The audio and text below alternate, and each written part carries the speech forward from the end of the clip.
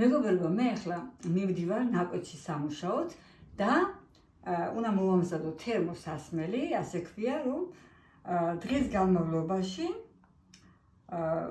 ენერგიით მოვზღავდე, ასე რომ თქვათ, ამ სასმელთან ერთად.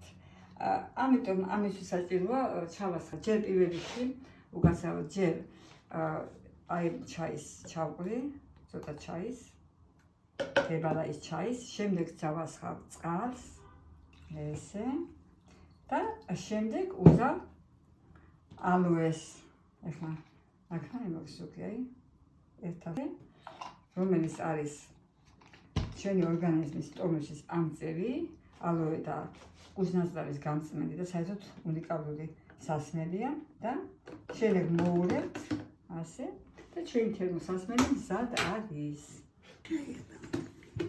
ჩვენი თერმოსასმელი მზად არის და შემიძლია წავიდე ნაკვეთში თან ვიმუშაო, თან სვენებით სვა აი ეს სასმელი.